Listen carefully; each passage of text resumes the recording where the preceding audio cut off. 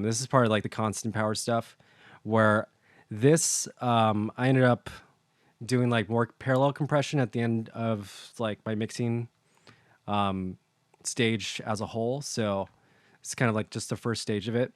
But yeah, this is kind of a big part of it. And then you got top loop kind of expansion here.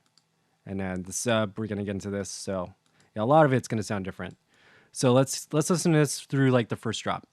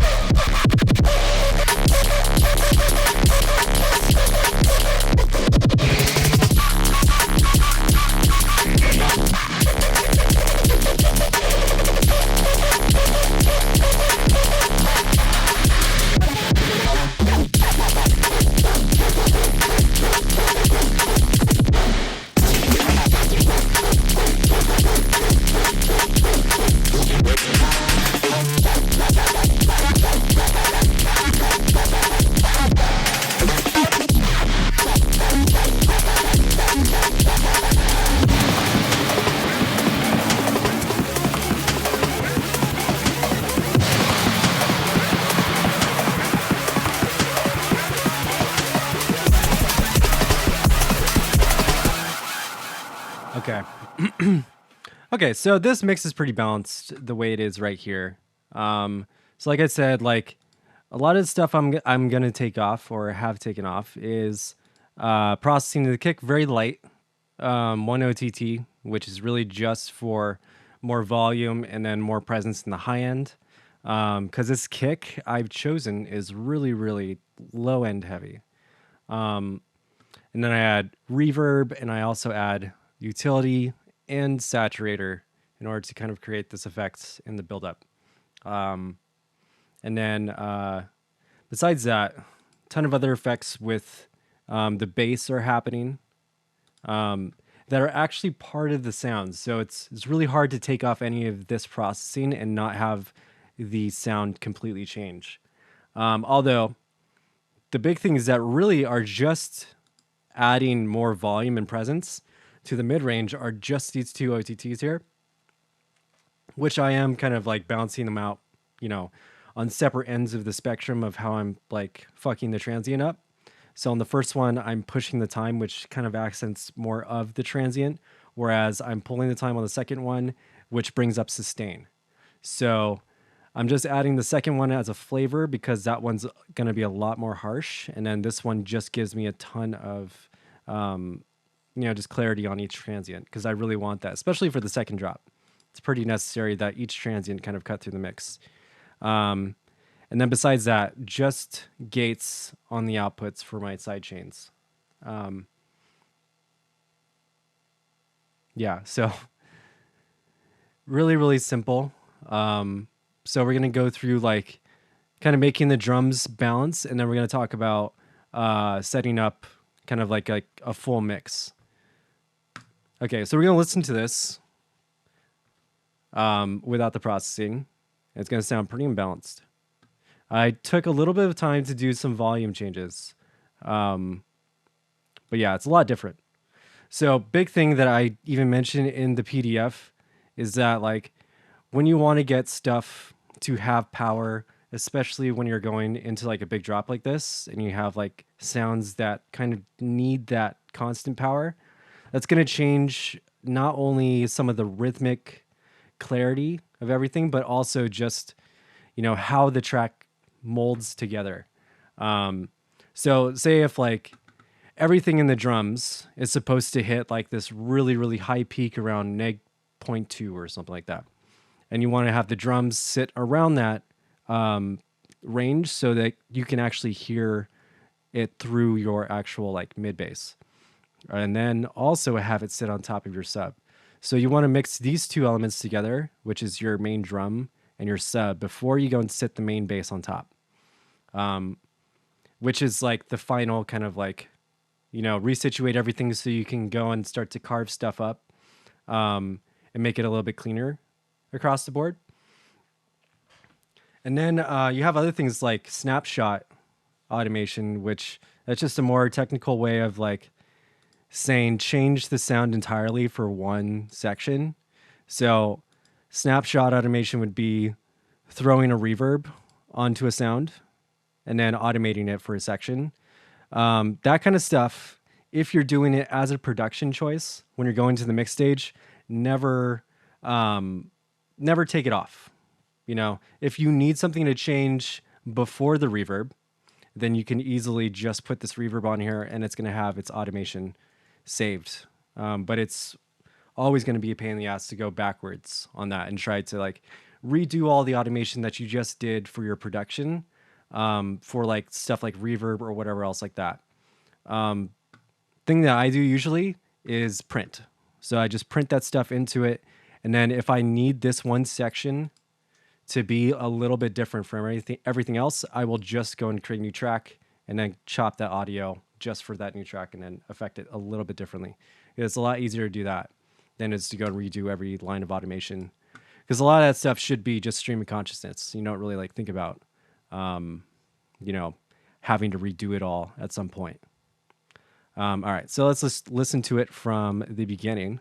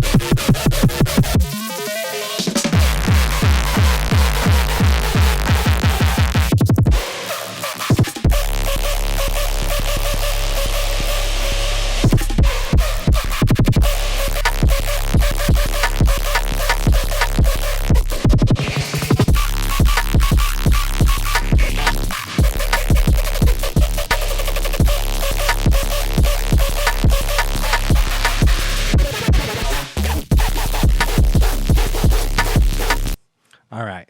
So I'm sure you can hear the difference, especially if you're listening on not headphones. Headphones, probably a little bit harder to tell. Not as in like it sounds differently. It sounds just kind of balanced, but everything sounds a little bit different, which is the kick sounds completely different because this kick is, like I said, really, really sub heavy. So in order to balance it out, I had to do a lot of stuff to the compression of it to kind of like balance it out. And then everything else, smack attack on the fills. I have a lot of processing on the snare. So the snare is probably the biggest change out of everything because I had to do a lot of stuff in order to kind of make it pop through the mix just a little bit more. Yeah. So definitely a huge difference from the beginning and end of the mix. Okay, so let's kind of like start this up here. So first thing I usually do when I start up a mix, just to kind of like keep my my shit under control, so I can actually understand where things are. So I create a submaster here, and this is just for me. You don't have to like do this in every mix that you do. Like this is something I do after I'm done producing, so I'm not going to be producing with this thing going. So what the submaster is going to be doing though is every single track. And this could even potentially look like just individual tracks as they are. So what I do before doing this is get everything into a group, because these groups, they act as your final cup pieces or your final like cup sizes for your individual pieces. So like when you're going and like trying to figure out, okay, where should I put this in the mix? Listen to each part individually. So now you can just put everything into a group and you're trying to mix your drums with your tops and your sub. Okay, so then you can just focus on each individual part as they come. So then you can make it, as big as it needs to be by itself, to sit with the sub and to also bounce at the mid bass. And then everything else should be kind of an extra flavor. And if not as loud, it should be quieter, you know, because that will add more dynamic contrast between all of your different sections. Probably the most track by track thing I did here was a lot of the break sections, because a lot of these sections have, like kicks in them. And the kicks I'm using as like their higher timbre, as like just another percussive piece. So that was in the intro, and you were hearing a lot of like extra kicks that shouldn't be there, because I ended up high passing them out. So that's one thing. But yeah, let's listen to both of these parts together.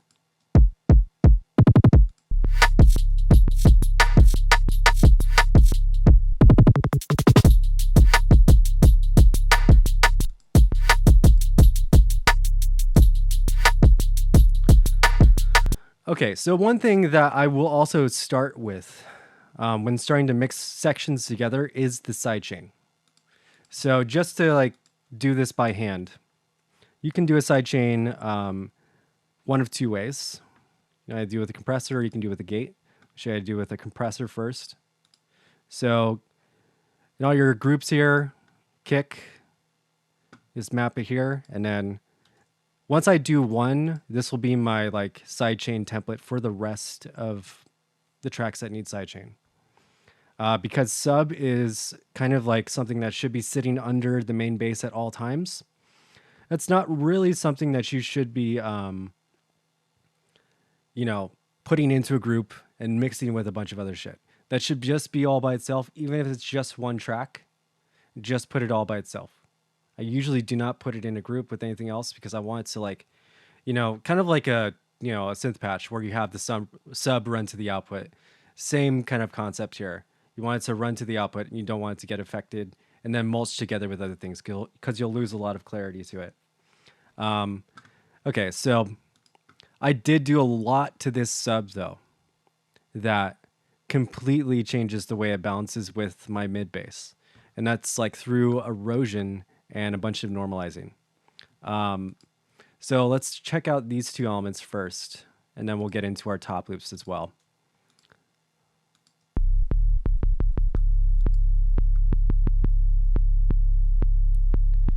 All right, so first thing I was saying, set up your compressor.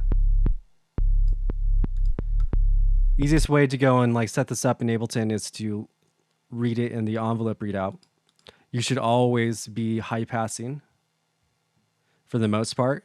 Unless you're actually trying to sidechain to the low end of your kick, you should be sidechaining to the transient of your kick, pretty much in all aspects. So this gives me a much more defined transient where I can pull down the ratio a little bit more.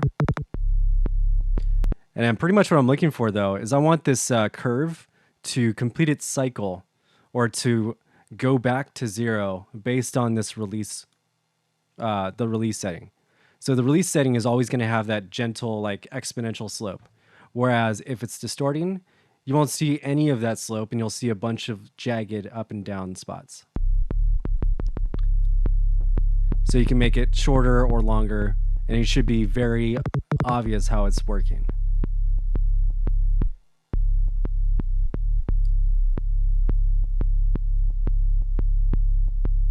Okay, so my choice to use a gate here as opposed to a compressor is mainly because there's a ton of sub in the kick and there's a ton of sub in the sub.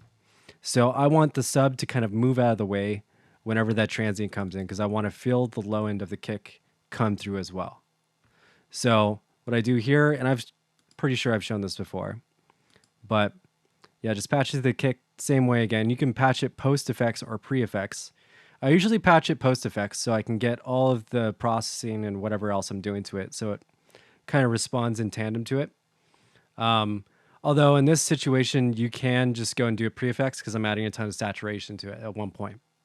But at this point here, not really sidechaining too much. Okay, so I'm gonna patch it there. Then flip Pretty much the same settings here. You want to go and add the EQ.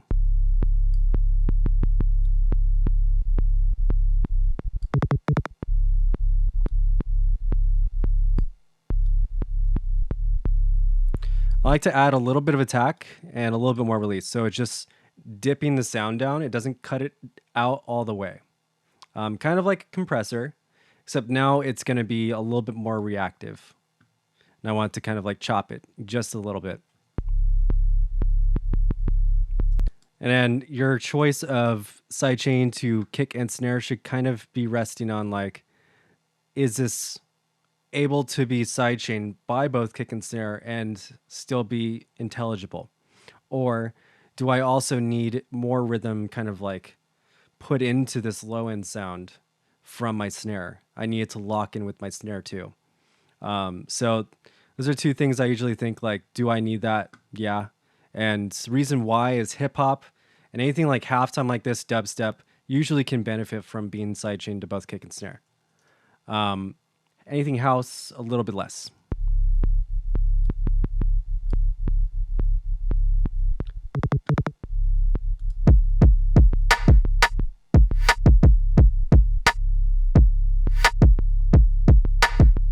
All right, so now the kick moves out of the way, or the sub moves out of the way just for like the beginning of it, and it actually adds a little bit more rhythm to the sub. All right, so but now I want the sub to really just kind of carry. This is where I add something like this to it. So what this really acts as, it's just like more sustain for my low end, because I have like a pitch envelope here.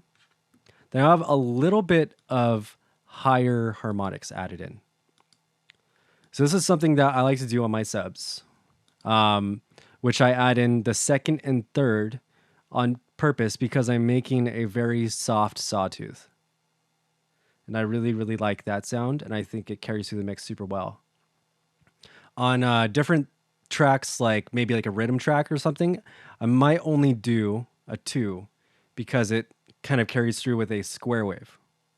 Whereas 1, 2, 3 is all the odd and even. So only odd will give me a square. So I can also make this 4 and it will kind of be the same thing, although it will have more of a tone to it. I want it to sound like distortion just being added into it by just adding more level to another harmonic. And I usually do that just to the sub at that stage, because when I go and process it, it gives me a lot more presence. So let's just load up a basic multiband here. I won't save over that. Okay, so what I want to do here, so I want to expand the low end. So I'm just holding command here. It's going to expand everything. So I don't need to go and do this. It's just so I can reduce some of the clicks and pops that are kind of coming out. So you can do that there. I'm going to do the OTT thing and boost everything on the way in. And then you can boost it on the way out too. This is why I always pull down the output, because they do this stuff. So this is like an immediate smile EQ. So usually to mix around that, I pull back the amount, or I pull back the output by at least like 8 dB.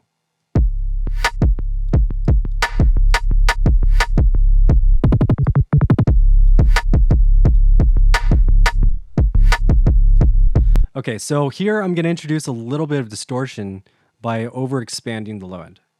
So this adds just a little bit of flavor to it, so I can go and step it up again with the erosion.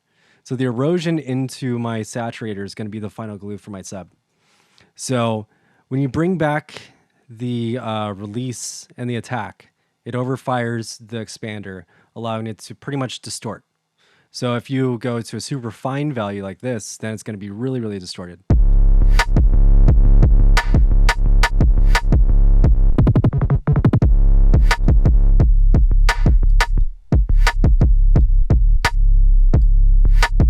Okay, so I added that on purpose, and I think that carries the weight on that pretty well. And then we have glue compressor and then saturator here. So the medium curve is pretty much going to expand everything, and it's going to make it louder across the board. But it's also going to expand the low mid range too, which I definitely want out of this, so I can get a little bit more glue between my super sawtoothy main bass. So I want those two elements to kind of blend together. So say if I compressed it, this is what it would sound like. As opposed to expanding it, which kind of like gives it a little bit more crunch. And then adding in erosion will give me that high end that I need to kind of make everything blend together. But for the most part, with the saturator here, it's going to auto compress anything coming through it. So the more you add volume into it, the more distortion you'll get. So if you want to get it to just compress and not distort, pull down the input drive, and then you can kind of balance it out like that. So I usually pull down by like -5, -6, depending on what I need. But I'm not really looking for a super distorted hard clip bass here. I think it just needs to be round, but also have high end that kind of sizzles. So I usually just go to erosion for that.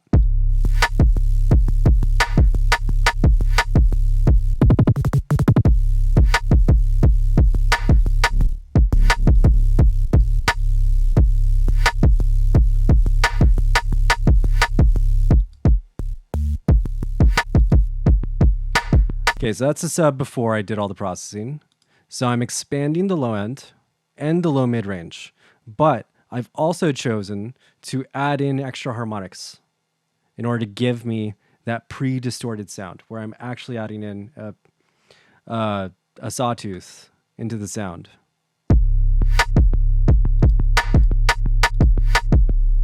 So this is without those harmonics.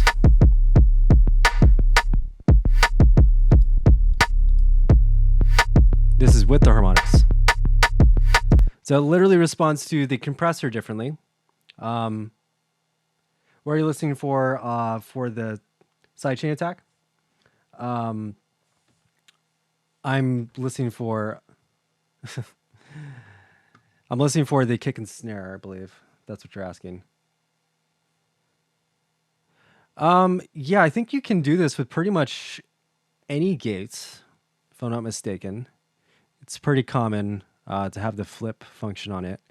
But yeah, you can also do it with a compressor. You would just have to be a little bit more drastic with it. Or you can even, try, just manually changing the volume. A lot of people do it, and it sounds good. It's literally doing what the sidechain is trying to do. So you can go and do that for each individual kick. And a lot of people do that. Personally, I don't, and I just like it to be really, really choppy. So sometimes, if I want it to be more choppy, on different spots, I will go and automate the threshold. Like say on the build here, if I need to back off, then I'll go and automate the threshold up, so I'm sidechain less.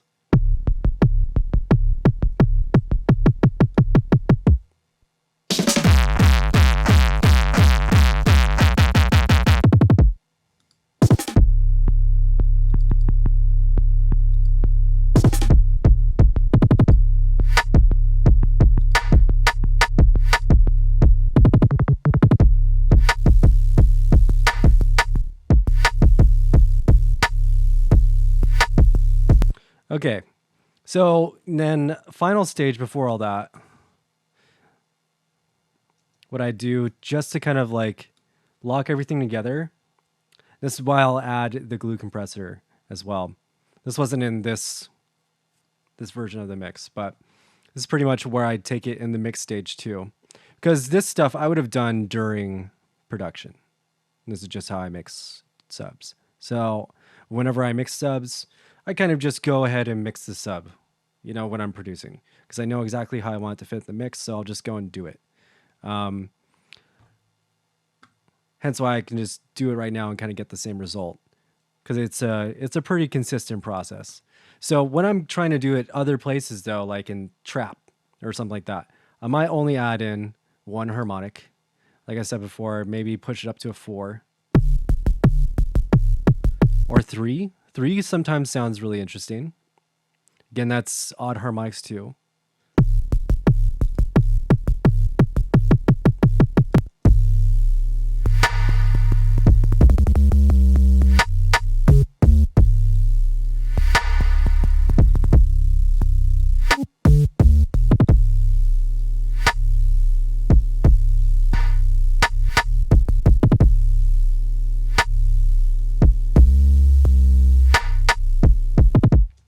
Okay, so pretty much I was saying I wanted to do this to the sub in order to make it blend with this mid-range bass here.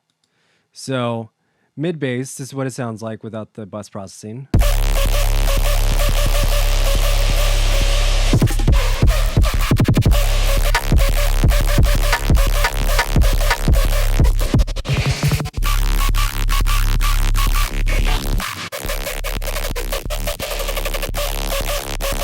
Okay, so that's how the sub sounds with the mid bass without the processing.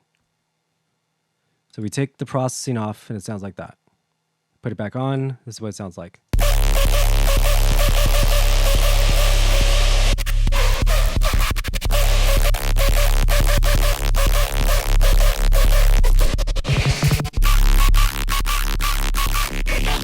Okay, so what's happening here is I'm sustaining the sub enough so it pops through the low end on this on this mid bass, because the mid bass doesn't have too much low end, but it does. It does have information below 100, but I'm also high passing it at that level too.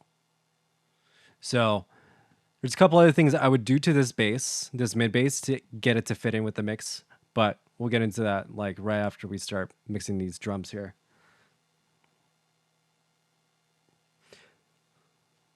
Could you do something with Maximus? Maximus, if it has a sidechain input, maybe. I think I know what you're talking about, the FL maximizer, or is that the compressor? But yeah, you can do it with like a bunch of fat filter stuff. So the gate trick is not too hard to do. Oh, multiband limiter, that's right. Okay. Yeah, if you're talking about the OTT stuff, yes, definitely. It's also a de-esser. Okay, so if it could de-ess, then yes, you can sidechain. And then what I do with de-essers every now and then, because the multiband is also a de-esser. Anything with multiband and can compress a high band of frequency is a de-esser. So sometimes I'll just run sidechaining into the low end, and then I'll just sidechain that to the kick, because I just want the low end of the kick to move out of the way. I do that a lot with drum and bass. I think that works super well drum and bass, because you don't want it to cut out the mid bass too much. You do just want it to kind of like bounce with the low end though. Okay. So let's check out these drums now. The snare needs the most work, but we'll start with the kick.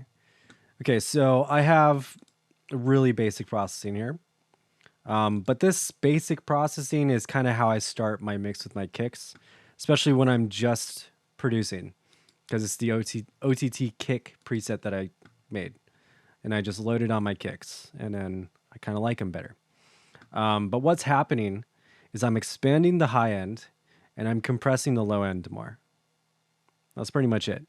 Sometimes I'll move around the low band depending on where I want the low end to be compressed. But let's listen to this kick before and after.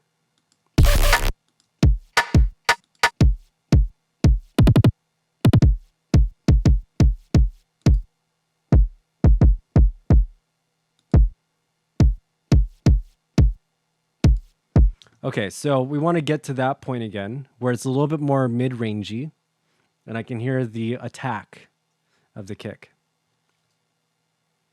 I believe I have other automation on this. I should have, yeah. I believe this got wipes.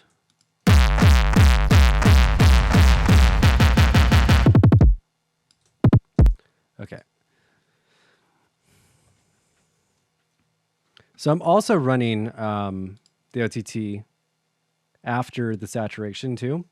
If it's before, then it sounds a little bit too much.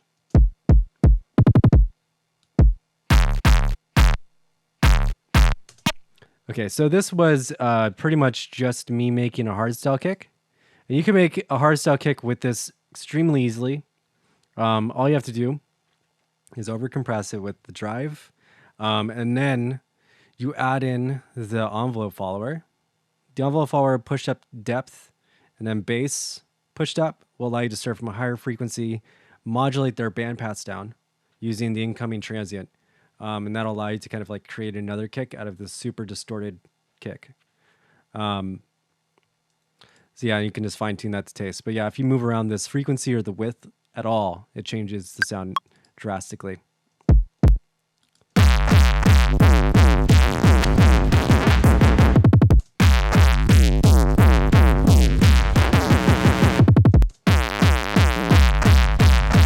Right, so that's where I settled. Thought it sounded pretty good there. And then it's just an effect that I'm adding in at this stage here. Okay, so now we're going to get into the mixing of it. So I'm going to just, again, load up another multiband.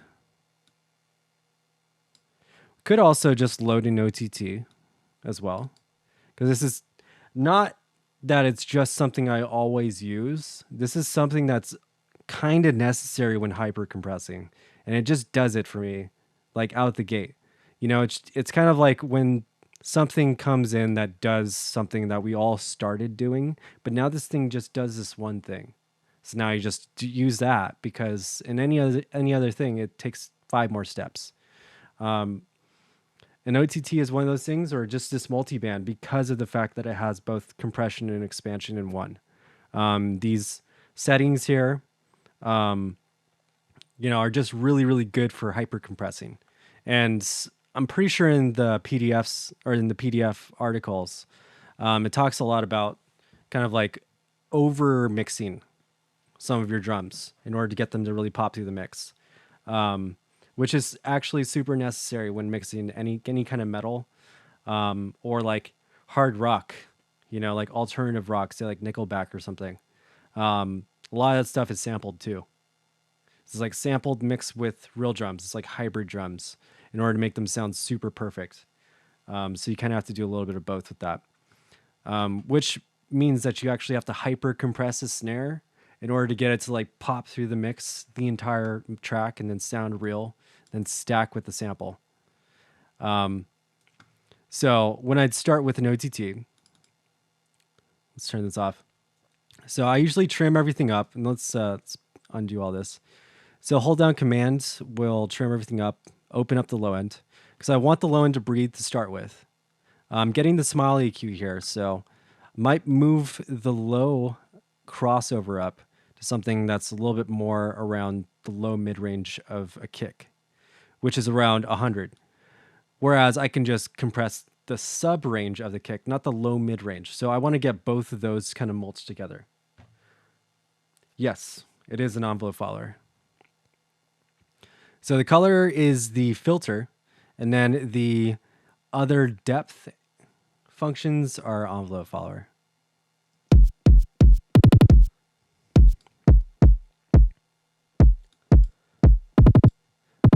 Okay, so let's listen to this live, because I kind of just made it happen without really seeing it happen over time. So we want to open up the low end.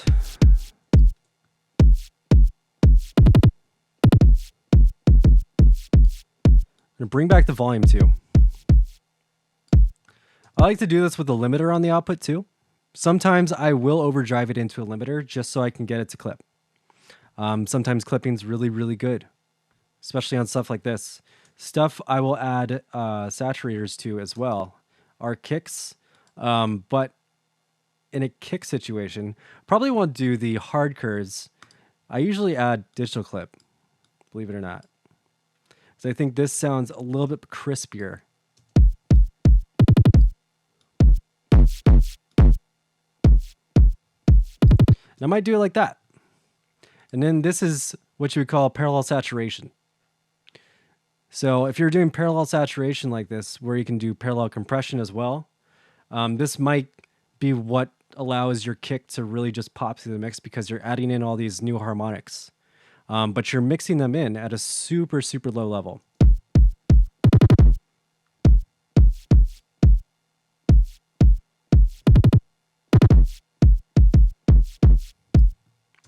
Okay, so let's take that off for now. Um, but yeah, so on here we have the low end opened up now. What I was talking about before, if you push the time knob up, then it accents the transient. So we're working with transient, so we want a little bit more of that. So when we're working with like OTT on drums specifically, this is where you kind of want to start. So like on all my presets, that's pretty much what it's already doing for me. It's like, even though this is already doing a lot what I need to have done, I end up always opening up all the compression thresholds and then dialing everything in because I don't like everything crushed. Especially, when I'm mixing a kick or mixing anything else, if OTT was to not let me do that, or multi-band dynamics, I would not use this on almost everything. It's the reason why I don't use OTT from Xfer on anything ever. And it's like, you can think like maybe I would use that, the way I just use a stock OTT and just stack them and then just gently graze the amount in. And it's like, that's not really part of my workflow anymore because I've been able to get better stuff controlling the thresholds. For me personally, though. So I know a lot of people that just end up stacking this preset, the first one, and then end up getting really good stuff that way too. But what happens is you end up compressing and distorting to the point of normalization, kind of like the way I've already done it on like the sub, because I'm physically controlling those parts. So with expansion here, you can do the same thing. Compression now is going to control my transient of my low end. This is what I want to have happen. So without compression, it's what it sounds like. It's also clipping. So my transient's hitting around here. So I'm going to pull my threshold down to about here. So I can get a little bit of gain reduction. Why is that chill? Because I'm pushing it 10 dB on the output already. So I don't need the loudest low end. Actually, what I need right now is it to all be in a flat orientation. So now I can get a more balanced response of my kick and understand a little bit more of the mid-range.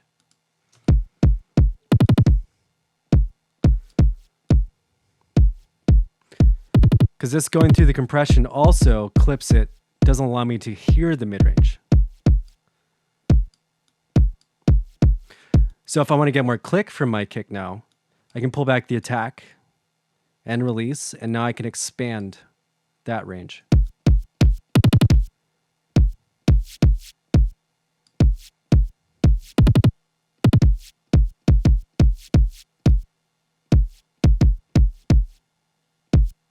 So notice how I'm pulling this OTT like not to 1,000 here, because I do want to hear a little bit of the sustain, which has this high-end sizzle, which is literally from the kick sample itself. Yeah, hopefully that OTT class is still up. People should check it out. Yeah, so pretty much what I want to do is I want to juice the high end up a little bit, get a little bit more representation from it, and then control the low end.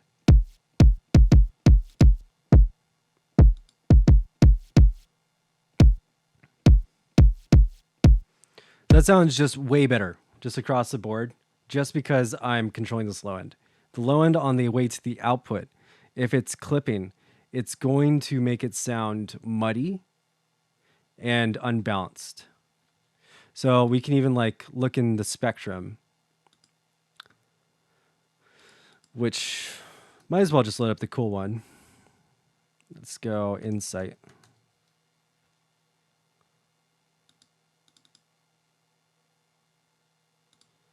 Cool-ish one. This is not the super cool one. But yeah, this one is cool because we have the spectrogram as well. Let's just get both running.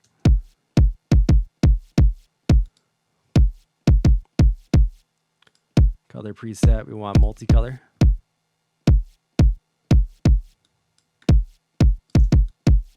Hold down shift and drag allows you to change the angle. Okay, so this is the affected version. You can open this.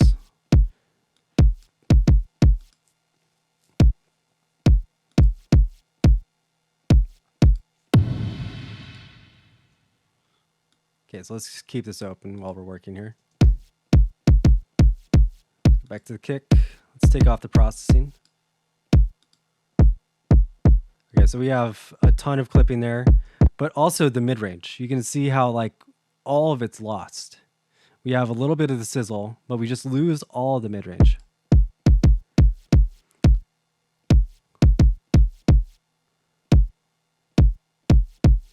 This right here is what's going to make it come through the entire mix. Not only is it like popping through on the low end, which is pretty much where you want it to pop through, because you want all the power to be directed there, but now it's going to sit with the sub, and it's going to kind of like cut through it.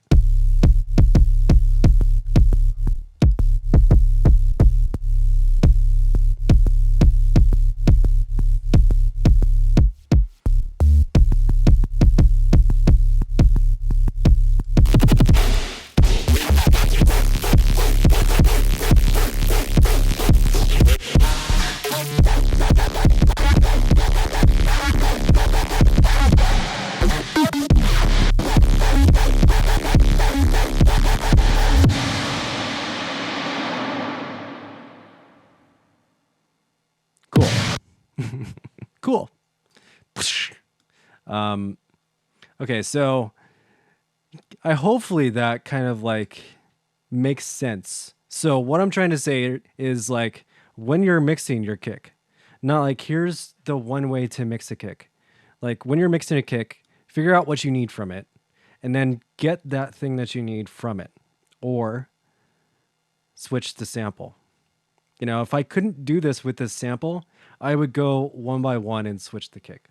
That's one of the reasons why I hate working with audio, which I've had to do before, and it's annoying. So I don't like doing it. But if that was the case for this, I would probably leave this kick here and then just keep that going. But also, you know, not trying to worry about, you know, does this kick work with the entire track? Like when I'm starting up the track is kind of crucial, because that will, you know, allow me to finish the track, you know, if I'm not focusing on the kick the whole time.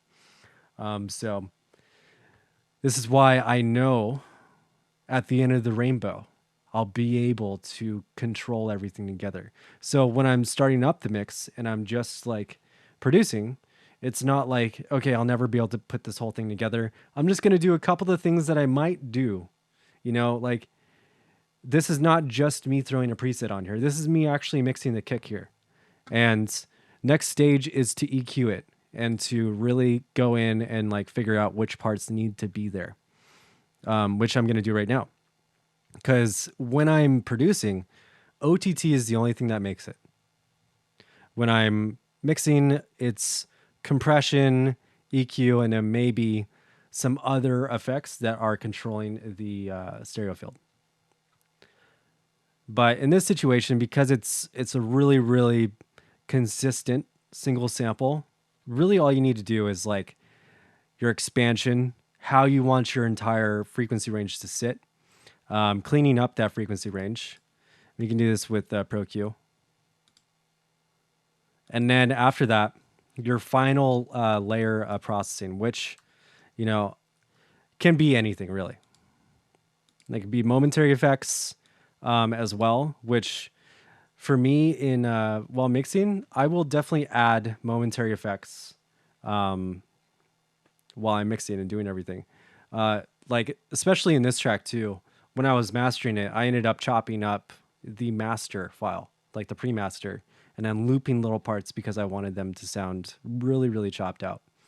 And if I'm just editing the actual master file, then everything's just going to be totally looped and chopped, which I like. So I do that to a lot of tracks actually, which I end up like glitching out and looping little parts in the pre-master while I'm actually mastering it.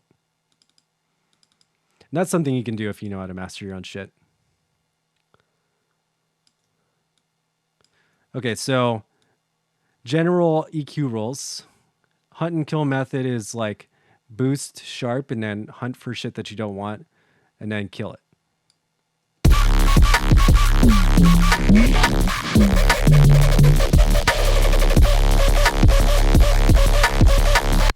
Okay, so with this kick, And with this EQ, it's always going to over resonate it too when you do that.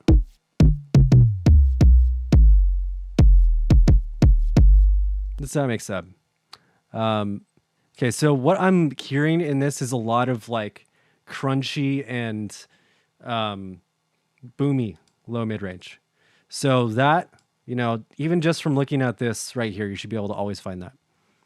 So great for adding fatness, but too much can be lard, obese. But yeah, no, we want to reduce around 150 hertz because if we just look at the spectrum too, let's play it. We want this transient to be at least 6 to 5 dB louder than this one. So if it's only like 3, then that's too loud. So we want to reduce this by a few dB. And I can see the peak. What I actually want to reduce is at 120.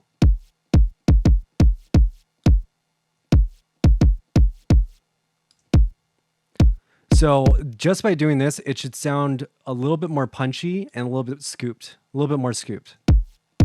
Then we have a little scoop out around 1K. So if I boost this right here, and something I like doing is adding a couple points between my boosts, so that I can even do other stuff where I can like kind of bounce it down like this. This is just the way I use an EQ. So whenever I'm going to make a point, I always create a point before and after. That's just one way I really like using ProQ, because I can do that super easily. So one of my rules though is like always boost wide. So if I want to get this 1K section a little bit more present, I'm going to boost around 1.5, and then I'm going to widen out the Q till it sounds a little bit more balanced, or even just looks balanced.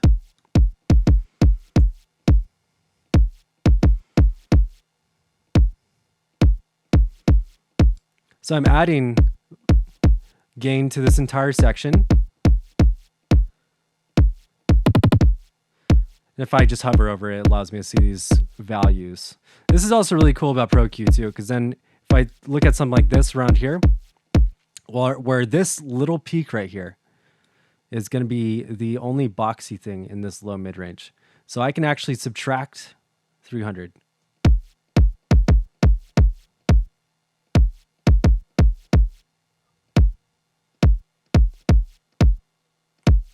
It's raw dog or gnaw dog. Nice, dude. Okay, so before EQ, after EQ. So I am clipping. That's fine. We're in 64-bit environment. So I can go plus 12 and not add any new harmonics from saturating. But if you're really concerned about that, you can pull it down by about 3 dB, and it's not going to really change that much. Nice. Okay, so yeah, that's kind of how you should be mixing your kicks right here, with looking for these individual transients in your low mid range that really box the place up. And then you want to go and subtract those, kill them before they become a problem. That's how we solve everything. We're humans. All right, so now final stage. Final stage is going to be compression. So we can do this with any compressor. We can use Pro C here. Nice Terminator emote. Very timely.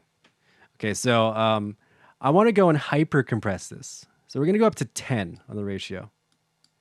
Or if you're real crazy, go to 11. Fuck it. So what I'm looking for here is I'm going to go and find the transient, and then I'm going to go and squash it.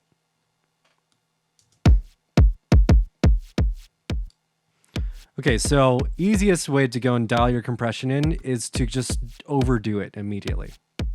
So what I'm looking for here, because when you're going and doing processing, you should have a goal in mind. When you're making music, don't need to have a goal, but when processing, yes, it makes it a lot easier. Is I'm trying to go and make the transient more defined. So post this stage 2, I'm going to use a transient designer, and I'm going to go and add just a little bit more presence to the transient. And that'll be kind of like the end of my processing chain until I need to tweak it with everything else. So starting out, overdoing it. So transient's around neg 6. So I'm going to go to about neg 10, neg 14, a little bit under 10 dB below the transient. So then I'm going to go and compress post the attack stage because I want to allow the attack stage to go through. We've talked about compression for kicks before a little bit, but the best way to go and decide how long your attack should be is by just looking at how long the attack is physically. So if this is my attack stage, my attack transient, and then this is the sustain, then my attack is approximately about 15 milliseconds, about 20, around there. So that should be kind of like the starting point where I set this attack. So we can also set it to auto on a release because with auto mode on, it will kind of respond to the incoming transient. Say if it's sped up like it just did on the end there, it would kind of respond to that speeding up of the compressor and either blend between them or refire it. Then you can set this compressor to opto or classic mode. Clean is just compression. Classic has a little bit more of a softer feel. And then opto is automatic based on incoming signals. So it just kind of like shapes your transient for you. Gives you less control, but it sounds really, really good on bus processing. And then if you really want to snap, turn on hard knee.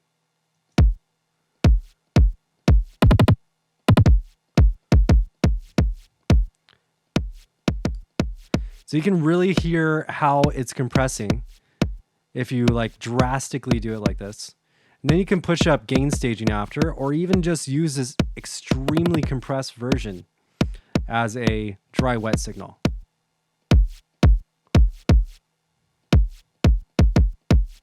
Just add it back into it. So this is what a lot of people do with parallel compression with kicks, is they'll go and hyper compress their kick. And sometimes they won't do it for the transient. They'll just do it for the sustain. So then they'll compress it really, really hard and then hold it down for longer.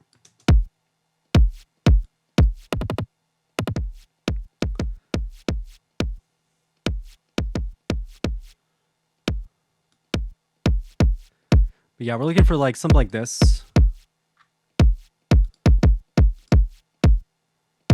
So like at every stage here, it should sound just a little bit better, you know? And then when you take everything off, it's just like, whoa, what's that?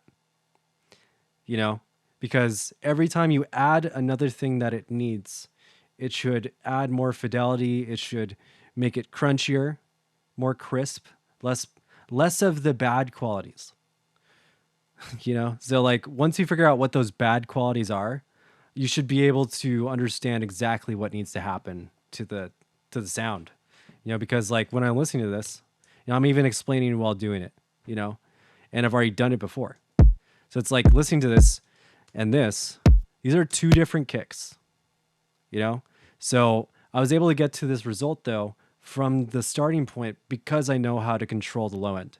And so, you know, I know it's going to work like this because I've already mixed it before. So I know I'm going to be able to get this mid-range out of this specific kick because I already did it. But if I was to be working in a production environment and just kind of messing with the kick, if it didn't get me the result I wanted, I would switch it still, you know, but this is the kick I ended up settling with for this track. So I knew I was able to like get it to this point just during class. Right. Okay. So, that's kind of, it's kind of the deal with that. Now the final stage before possibly limiting is transient designing. I like Smack Attack from Waves. It's probably one of my favorite ones. But you can use any of them. You can use the kilohertz one as well.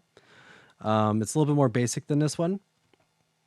But I really like this one and Transient Master because they have built-in limiters. So I usually abuse this clipper a lot. So I really, really like it because of that. And Transient Master does have a hard clipper built into it as well. So I've used both of them for that reason. And then Transient Master also has a MIDI input signal that I believe you can do now. So it also responds to that. So it's really cool with like MIDI devices, because if you're doing with a kick, like a live kick with MIDI, it becomes really, really hard to do fast stuff.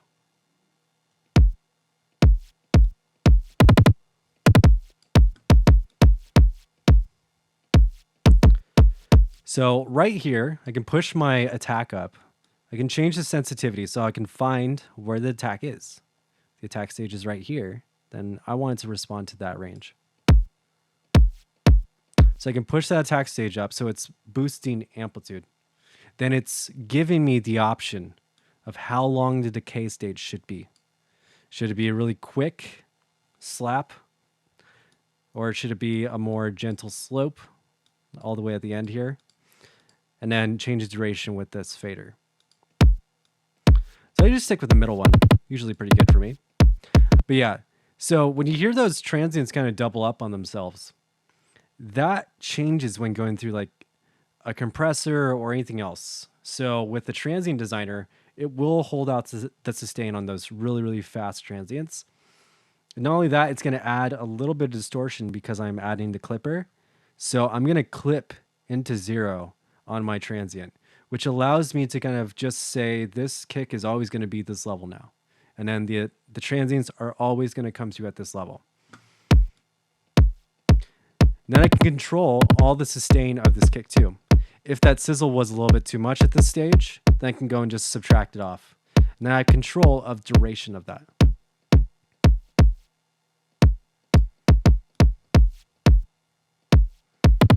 So a little bit of subtraction is cool. Makes it a little bit cleaner. The SPL deverb kind of works like that as well. And then the other SPL transient designers are also super good for this too. So let's listen to this kick without any of this processing. Now with the processing.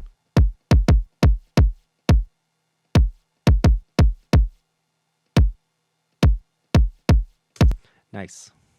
Sweet. Okay, so now let's move to snare. So there's 3 snare tracks here. 3 because I have one that is my clap layer. I'm going to unfreeze these. And then one that is my reverse sweep layer. And I kept the basic EQ I had on them because I don't think that it was really that much that I did in order to make this work. Because what I did was I printed the snare, I believe with a little bit of reverb. And then so I'm subtracting the low end.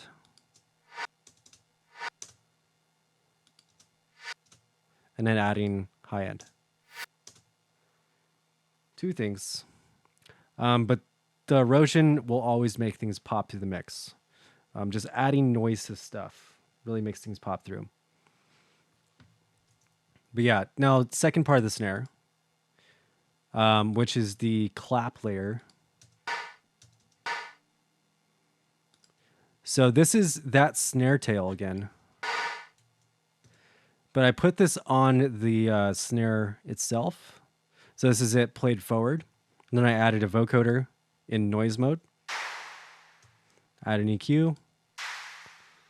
And I added a little bit of erosion. So before all this, after. So this is my clap layer. I think I even pulled this back just a little bit. So I like the noise sizzle on this because there's so much going on in the mid bass. I don't always add noise to these elements specifically. I tend to add a lot of erosion to subs. I'll be the first one to admit it. That's a me thing. You don't have to do that. Although it is a very good idea in really, really heavy and harsh music to do that.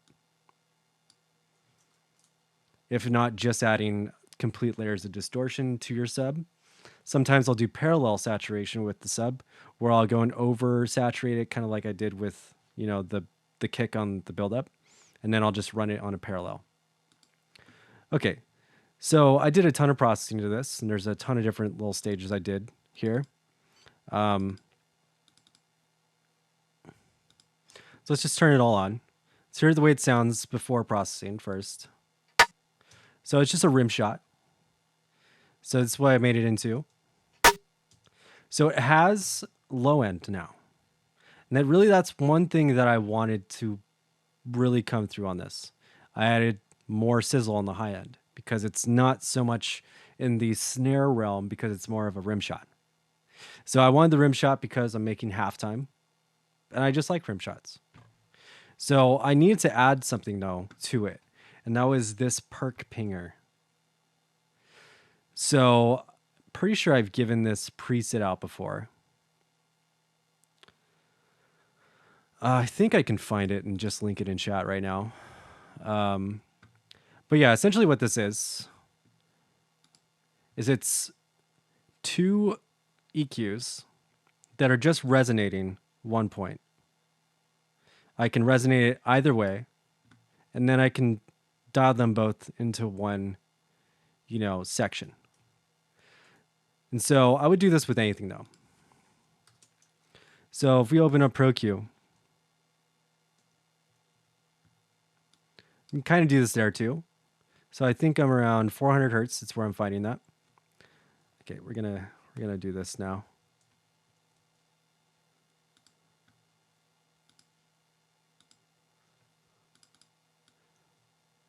All right, so sharp transient here.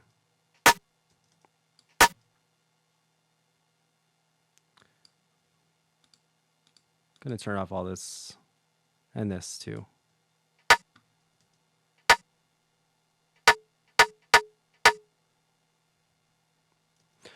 All right, so I've chosen 400 hertz, not only because it sounds like it works, but there's another concept called mixing in key. And it's not about, DJing in key, but it's about literally using an EQ in the key of your track. So in ProQ, you can literally snap it to these values. So around 400 hertz, it's about, a G or F sharp, around that area. That's pretty much what pitch this entire track is based around. It's like F sharp minor or something. So starting there because audibly it sounds like it kind of works there. But it's in key with my track. Yeah, bottom left-hand corner, just click the little keyboard and then it just snaps to your values. Awesome. They have a bunch of other EQs that are kind of built around this concept. But mixing in key is really, really clutch for pretty much everybody. And when working with drums specifically, like it's really important that you have your really tonal pieces of percussion in key with your track. Like if your snare is playing like almost a fifth, but it's more of a fourth, maybe a third, if it's somewhere around there, it's probably going to sound really dissonant with your track. Doesn't always have to be the root note. So like this track is like F sharp minor, but it's kind of revolving around C sharp. So I like to mix my snares in key with like a fifth to my root note. So when it hits the kick drum, usually it hits that root note. It's like da ba da da da, like it goes up and down, up and down. So that's just a stylistic choice, but it's also pretty common for a lot of people to choose something around that realm if you're specifically mixing in key. So when else is this actually really important is mixing toms. Like toms need to be in key with your track. If they're not, it sounds so bad. But when it is, it sounds super good. Like a lot of the toms that say would be used in like a rhythm track are kind of revolving around like D or C, around there. So inherently it's just going to kind of be in key with an F atonal rhythm track. But, definitely want to go and mix around that kind of realm as well. So you can have your low tom be the root note, and then it can be like seventh on your high tom to fifth to root. And especially if you're doing like something that's like, everybody does something different around here, so I can never know if there's like a vaporwave artist just like lurking. But say if you're mixing something like that, with like 707 toms and some kind of Phil Collins shit, I don't know. That is when you definitely want your shit to be in key with your drum set. Like the entire drum set needs to be in key. Cymbals, not so much. You can't really tune a cymbal, but you can change the timbre of a cymbal and really kind of get other things out of it based on how you record it. Also based on how the drummer wants it. Jazz drummers bury their hi-hats for like a month on end or something, like in the physical ground, in order to get it to sound darker. Okay, so pretty much this is what I'm doing to it. I'm getting a little bit more out of it by resonating this area. So I just made a little like audio effects rack that does it, but it also has a saturator in between the stages here. So I wanted that in order to get a little bit more clarity from it and generate a little bit more high end, just so it pops through the mix. Also is normalized, because when you listen to it without any processing, it's just kind of this rim shot, that just is cutting through the mix. It doesn't hold up with the entire mix though, as it does in the final mix, where it just kind of like smashes through the mix. And that's kind of what ultimately it needs to do. It seems kind of impossible with what I'm working with though. But since I kind of know what I'm working with, I can kind of get it there.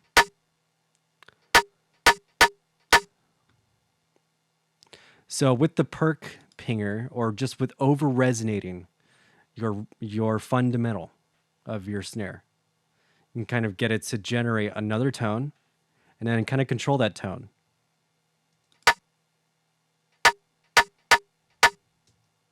So that's going to make it sit in the mix. And there's more stuff in the articles that I actually saying kind of the same stuff here, where it's like you don't want to subtract all of the low end out of everything. To do that actually makes a really terrible mix.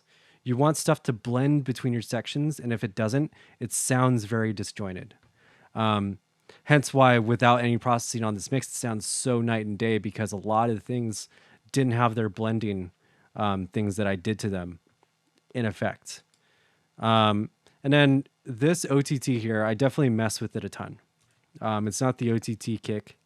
But what I did here was, let's not do that.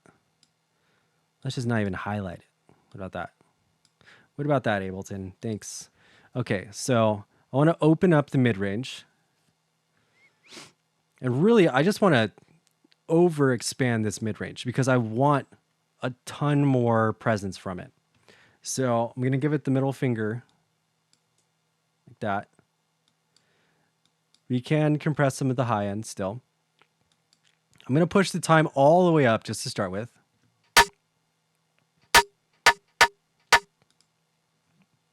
Okay, so that's better. Just out the gate. I'm going to pull this down a little bit. Then I'm going to bring this up. And I did this on this as well because I really, really want more clarity from that low mid-range. So what I'm going to do is I'm going to focus this mid-band around my lower frequencies for my low mids, as opposed to my subs. Because if it's all the way down, then it's going to get all these extra frequencies that I really not going to get it to pop through the mix. So I want to focus it around where it's crucial.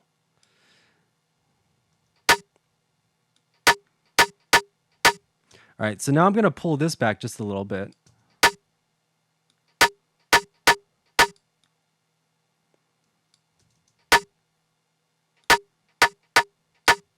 Okay, so now I'm just kind of listening to it and pop it up all the way and smash it.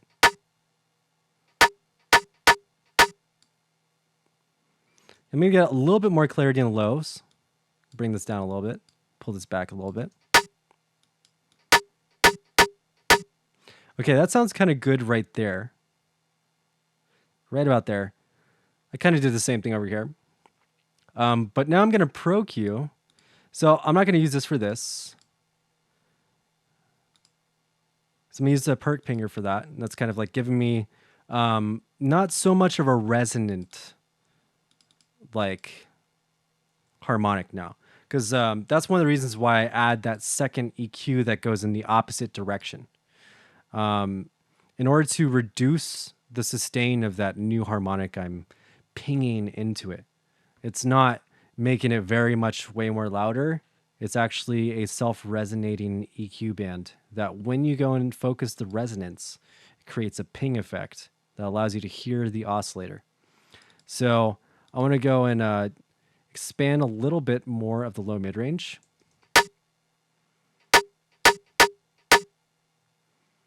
Then we're going to high pass, low cut. Around here,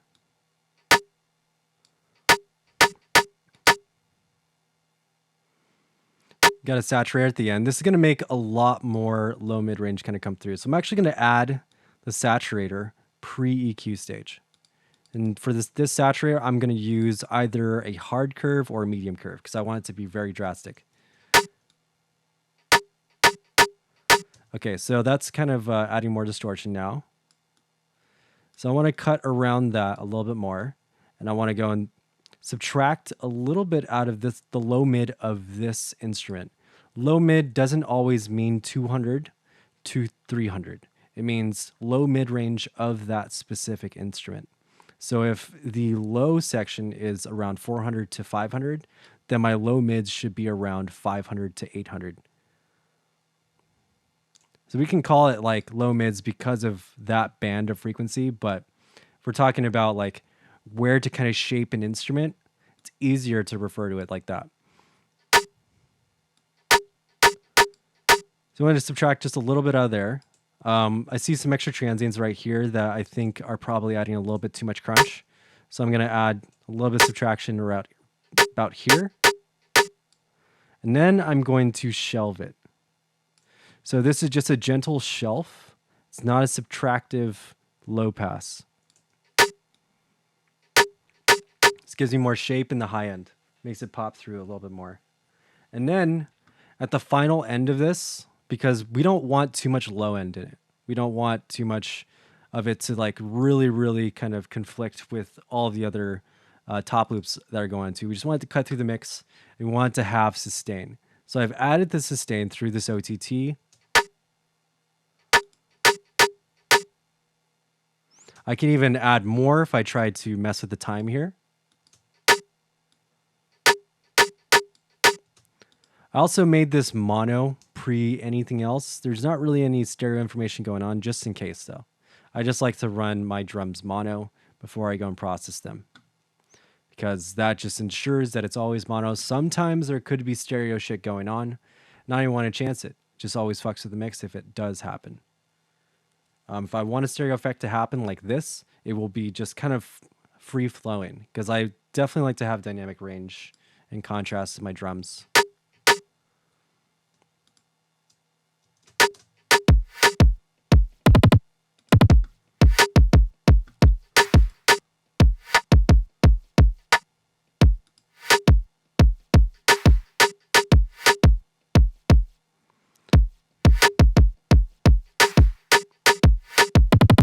Okay, so again, night and day with the snare.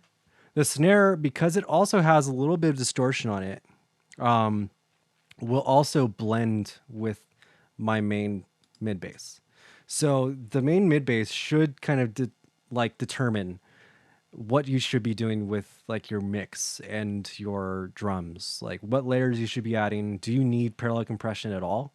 You know, like if I was making lo-fi or kind of like halftime that was like a little bit more future beatsy or whatever, just not this like main stage loud shit. Which this is a dubstep mix too. This is a drum and bass mix. This is like every other mix that's like needs to be at neg 1.5 lefts. This is how I pretty much have to mix it. Where it's just like everything needs to be complementing this high, element in the mix. Where it's like if my main bass is the biggest thing, everything needs to complement that. And then all the way leading up to it, can I create dynamic contrast that makes it bearable, makes it listenable for a long period of time? Like, can people sit through this in a live setting? Yeah, and a lot of people have listened to it, so it's not unlistenable, although it is very loud. So this is something that's just kind of pumping the whole time.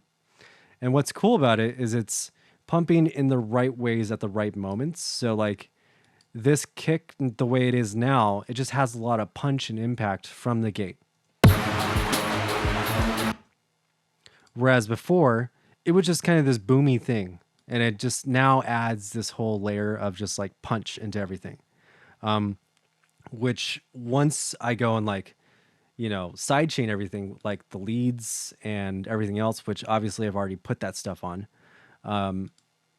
That's what makes the whole mix just bounce. It's having that super, super, super clean, really, really punchy sidechain source. It's one of the reasons why people use hi-hats on a ghost track instead of a kick. I find that to be redundant. And also, I don't personally like it so much. It works for other people, and it's super effective. It's not that it doesn't work. It's that I like my sidechains to be based around the thing I'm sidechaining to. And then I can always just find the little piece that's always the perfect little transient for it. I've never had a problem finding that.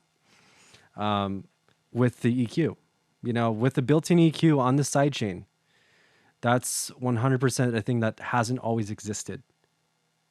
So just having it built into both gate and compressor here makes it really easy for me to do that. Okay, and then final elements to my snare. And I guess what you should kind of look for, like in the mix for the snare, like, does the high end cut through everything? And it does. I think one element that really kind of like ties this thing together, though, because there's so much like noise cutting through everything, the main bass is a noise-based sound. It is not smeared white noise. It is a sunk oscillator. So just sync saw waves when they're detuned sound like distorted noise.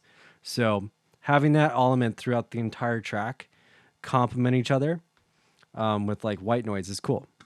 But say if you were mixing it with like a big techno mix or something like that, white noise is one of the biggest gluing elements in a techno mix or a progressive house mix or a trance mix or anything that's like big time EDM.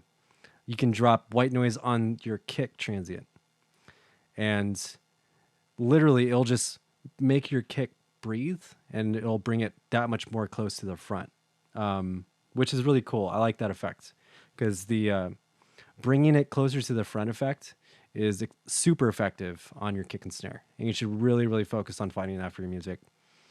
Because without it, it becomes like kind of a soup and you're kind of like mixing around trying to get your kick and your snare out of the mix. So we're going to add just a little bit of that here. And then I'm going to add an imager. And then a transient designer. So imager 8's fine. Smack attack.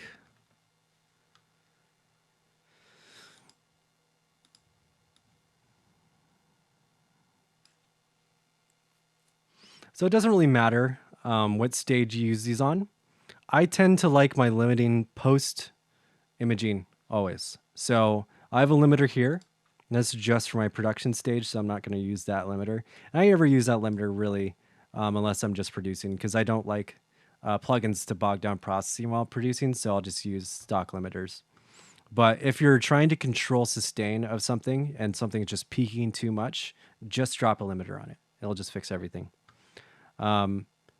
So have it set to clip here. I can also put in limit so it's not adding more distortion, but since this needs to be really, really like raw, I'm going to do that. So I'm going to pull back a little of the sustain here, but I'm really going to push the attack.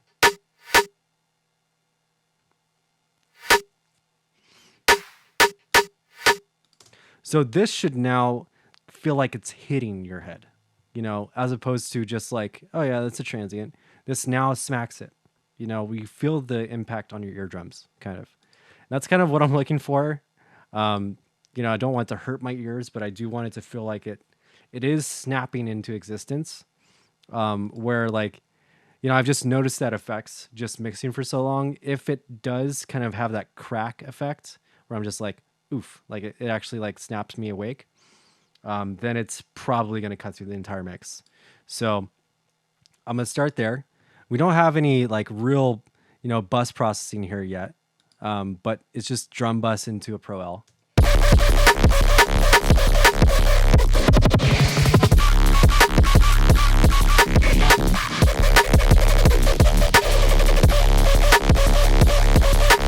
Okay, so now listening to this mix to where it was before, just mixing my kick and snare.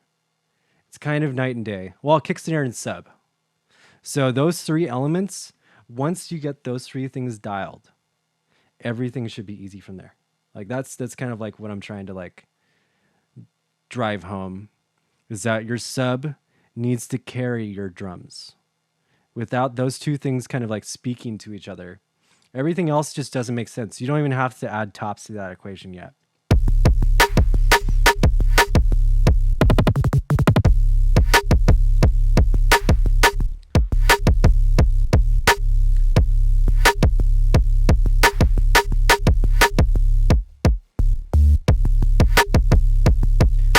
So when I'm listening to the mix and I'm hearing like, oh, this is out of whack, this does the thing that I don't like, what I'm listening for is kick. What is it doing? Can I hear the mid-range? Can I hear the high end? Is it too boomy? Is it too muddy? Is it too boxy? So like I'm asking, can I hear those things? Is it too much of these things? And then how do I go and do that to reduce all that? Which was compress, EQ, compress, EQ. And that's what you're going to learn from every book. That's what I'm showing you right now. It's like compressing the low end, got all the crap out of the way, all the shit I need to move in order to actually EQ this kick. And then I can properly just do the general compression, which allows me to add transient designing. This saturator is not being used. This is just me talking. But yeah, so there's that. And then there's the snare elements that kind of make everything kind of pull together. And then, just to kind of backtrack on these extra snare pieces here, why would you want to have this here? Well, biggest reason is that there's space between your kick and your snare. So in order for that space to have impact, you need something to push into your snare. You need sweepers. So this creates that effect. So this creates that impact effect where now each snare, when I want it to smack you in the face, it does it. But for ones that just need to create space, that just need to cut the mix, they just do that. I don't sweep on every single snare. So, that becomes a huge part of the groove of the entire song. So this will push into the snare, allow me to kind of just fit tops on the top where they should be, which is kind of our final little piece here. Because we've done a lot, pretty much everything I want to talk about today. I didn't say I wanted to go into mid-bass stuff. I wanted to talk more about the sub processing. And I get a ton of questions about that all the time. So I feel like that should have been pretty useful for a lot of people. So let's unfreeze some of this stuff. So we got this world sample.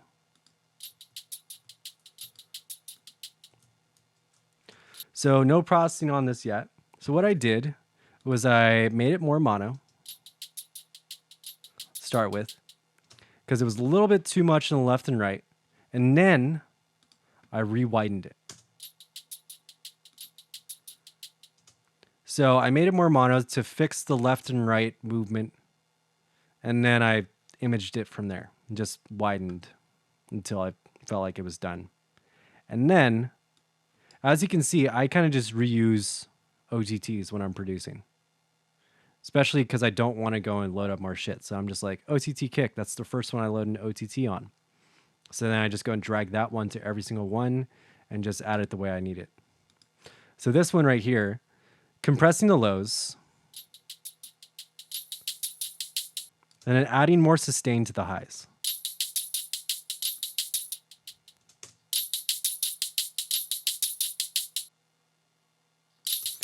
Yo, I hope it has been. Okay, so I want more sustain. So I'm bringing that out by expanding, not by adding one layer of compression. I'm expanding the high end here, and I'm pushing this low mid-range. But I'm also pulling the expansion by pulling down time here. So you can dial that in with this amount here, and this is really, really nice on tops.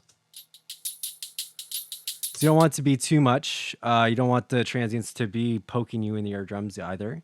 You just want it to sustain and then be wide enough so it makes your whole mix feel wide. And then we have this element here. It's another almond break, an almond break, as they like to call it.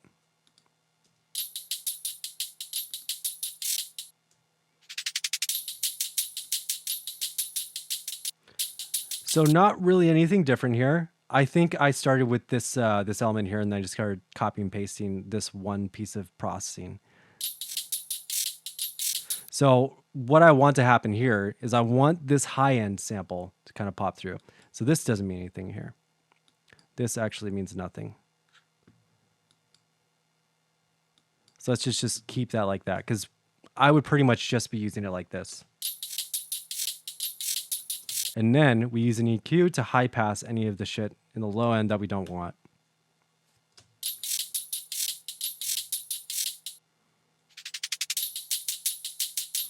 And then this was a single sample that I'm just kind of like chopping together, you know, and then I loop and I change as I need it to. Then I have this other break sound. And this is what I add throughout the track in order to get more snare movement. And so what is really missing a lot of processing here is this element.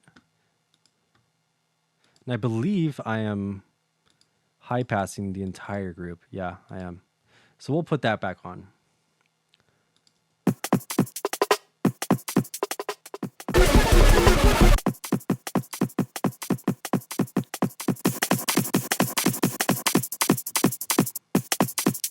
Okay, so this one needs to be punchy, needs to be up the middle.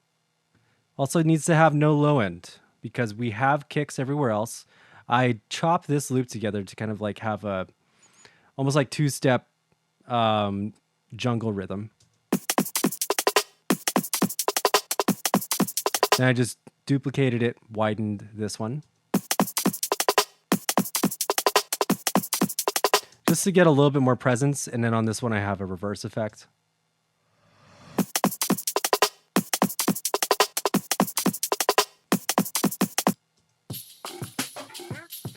And we got this little weird loop.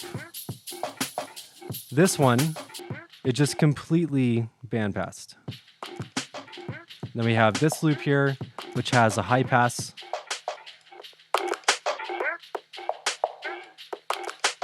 So on this one, I'm expanding the high end and then just high passing. So you need to define certain elements in your track that don't have that much processing. Some things don't need to have all the processing in the world. Some things need to have all the processing in the world. If you have a good balance between those two things, then you'll have a nice dynamically balanced mix. It can look like a sausage at different parts, but there will be times for break. And this is kind of like what this is supposed to be here.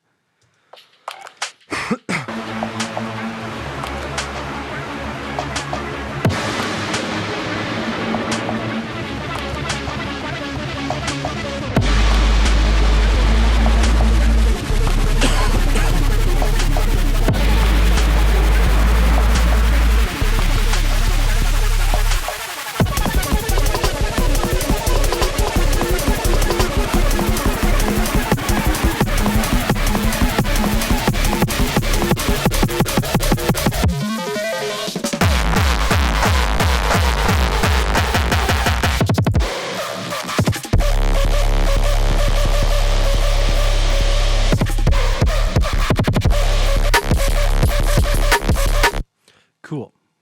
One element I did forget to bring up is this little drum fill. This little drum fill is actually this whole little section right here. So I just have smack attack on that. And it just kind of leads into these little like swing out parts.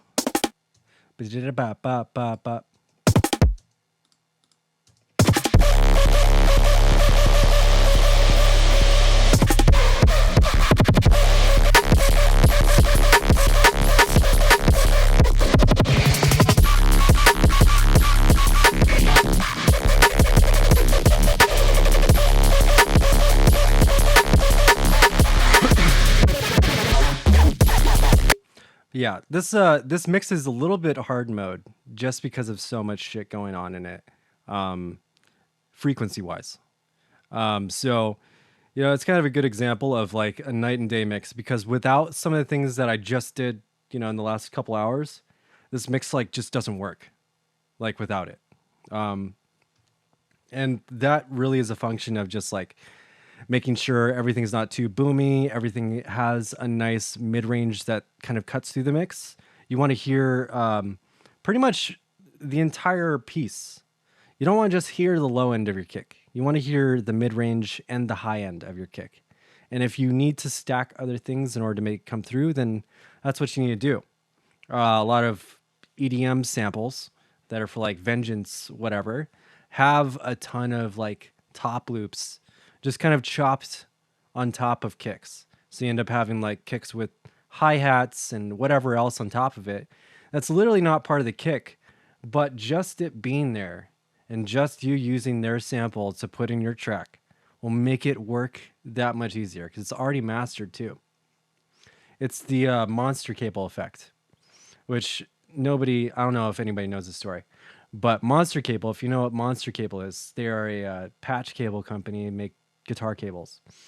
But they got sued big time because what they did was they flipped the phase of the competitor patch cable when they used to do demos. And so it's kind of like, Bounty or whatever, throwing a bunch of blue water on something and be like, this is a shitty paper towel. Look how much we clean things. And so they would play a guitar with this inverted phase normal cable, and it would sound like complete ass because it was a flip phase. And then they would plug in a monster cable, and all of a sudden, oh my God, it's amazing. And so it's just like, it's a fake effect. They're actually giving you something that was already like there. It's like, if you're saying like, oh, I use Vengeance kicks because they always just work. It's like, well, they're actually just giving you the end result. So they're not actually, allowing you to mix that kick anymore. Because if you were to go and add mixing to the kick, it's too much processing now. So, I mean, that could be good in some elements, it could be bad because and then it just like, it's hard to mix around. But then also, why even say it's like that effect is that people just throw those things into their tracks and just think it's better because of that. And it's like, no, it's not always the case. You do kind of need to pick the pieces for your track to work together. And if those pieces don't work at first, there's ways to get them to work together. And that's what I really like about producing like this is that when I'm listening to my rough mix, it sounds like a garage band, like an actual band in a garage playing the track. And then when I go and produce and mix it, now it's this fucking finished product, that actually sounds cohesive. Everything blends. Everything's powerful when it needs to be. And I've done the steps to get everything as powerful as it can be for those spots. So I'm not trying to rely on my starting pieces. You don't want to rely on the sound of the starting piece either. You want to define whether or not you can get it to the point where you need it and then switch, as opposed to just finding pieces that are done.